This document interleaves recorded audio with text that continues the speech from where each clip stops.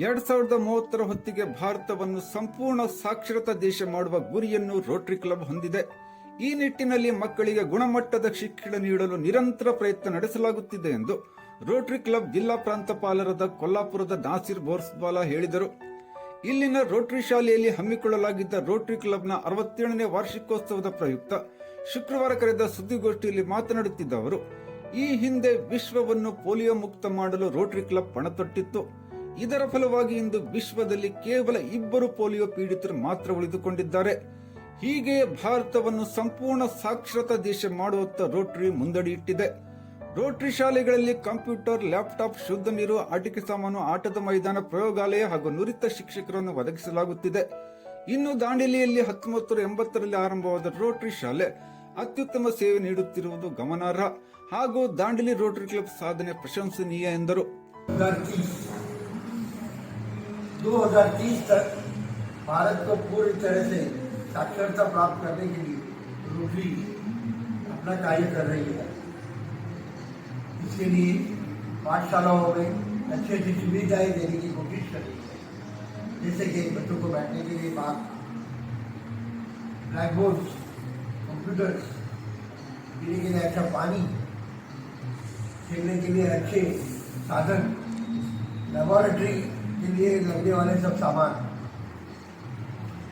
और सबसे बड़ी बात है कि जो नया कंप्यूटर का युग आया है उसके बारे में भी रोटरी बहुत सचेती से सभी स्कूल्स में कंप्यूटर एजुकेशन के बारे में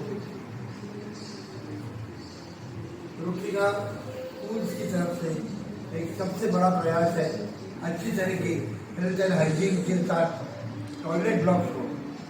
टॉयलेट बॉक्स की वजह से जो बेटियां स्कूल से दूर रहती थी उनकी भी अभी पद संख्या स्कूल में बढ़ती जा रही है. कार्य बहुत ही बड़ा है, लेकिन रोटेरियंस पूरी जी तोड़ मेहनत के साथ इसमें उतरे हुए हैं. और बहुत सी पाठशालाओं में आप देख रहे होंगे कि काफ़ी सुविधाएं देने की रोटरी कोशिश करती है.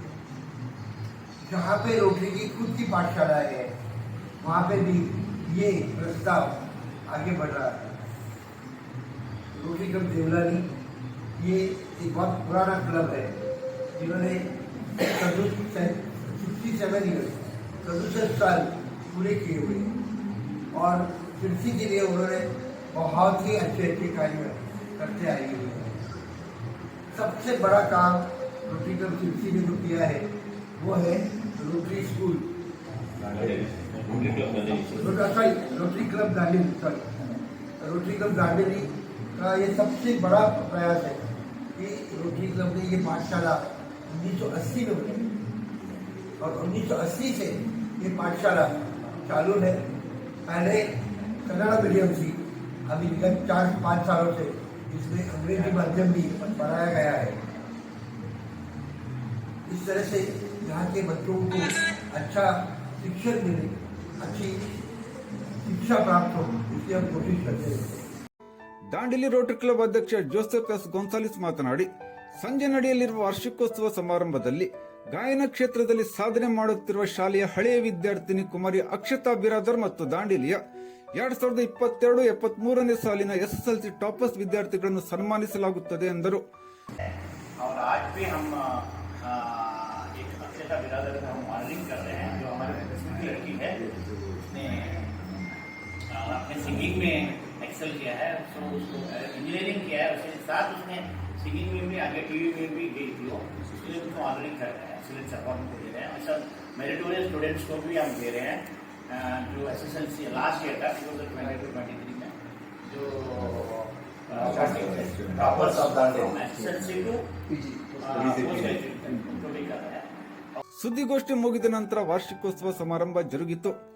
ಈ ಸಂದರ್ಭದಲ್ಲಿ ಜಿಲ್ಲಾ ಉಪ ಪ್ರಾಂತಪಾಲರಾದ ಧಾರವಾಡದ Anant Kumar P Nayak, Rotary Club Dandeli Rotary Club ಕಾರ್ಯದರ್ಶಿ ಅಶುತೋಷ್ ಕುಮಾರ್ ರೈ ಹಾಗೂ ಪ್ರಮುಖರಾದ Deepak S Bhandagi, Leo R Pinto, Manohar S Kadam, Prakash S Shetty, Mithun Nayak, RP Nayak, Rahul Bawaji ಮೊದಲಾದವರು ಇದ್ದರು.